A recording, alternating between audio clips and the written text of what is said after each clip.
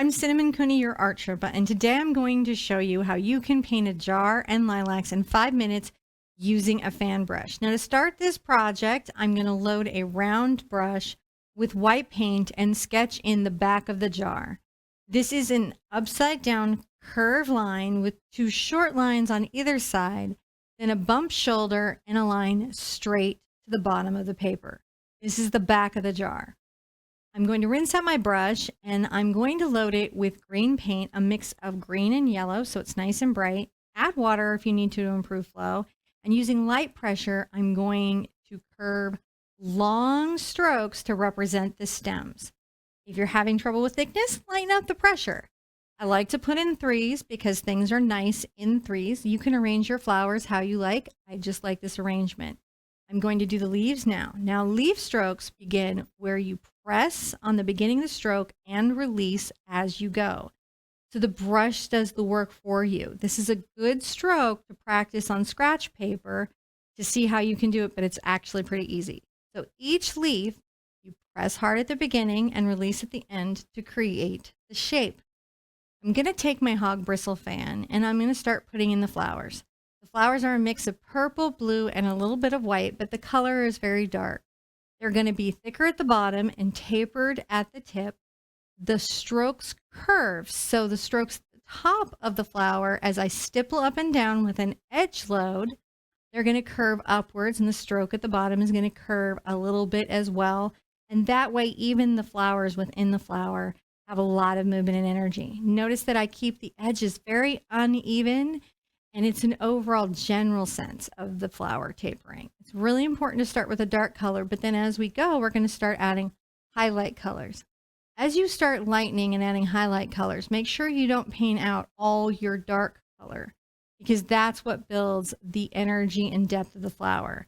I'm adding blue and purple, and I'm coming up stronger on the top side of the flower a little bit than the bottom side of the flower with the blue, white, and purple. But mostly blue. I'm going to come on all 3 flowers to do that again. This is just a stipple stroke.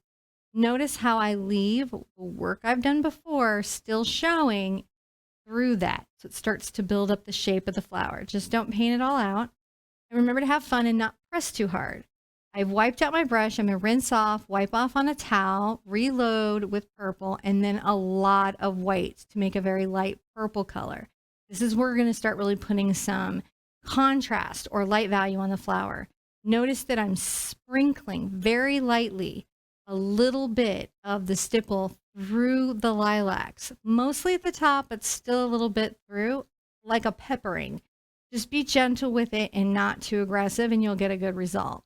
Coming in again on this side, you'll notice that I'm working that stipple again, but heavier now to the inside of the flower, which I like.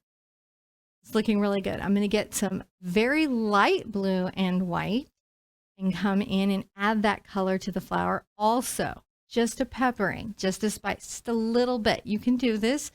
Just be easy with it. Take deep breaths if you feel any pressure. This should be a fun project.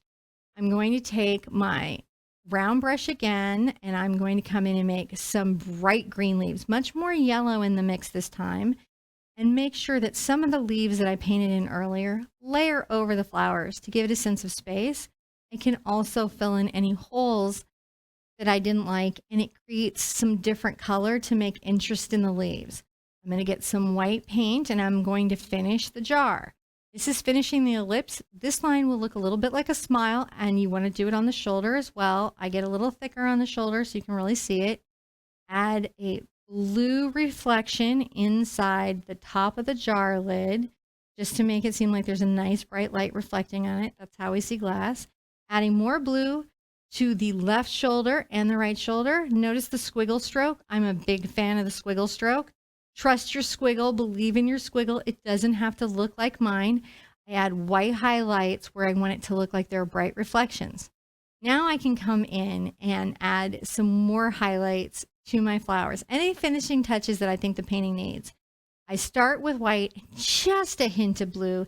This is a little kiss of color that goes through, and you can see how now these lilacs have become very full flowers.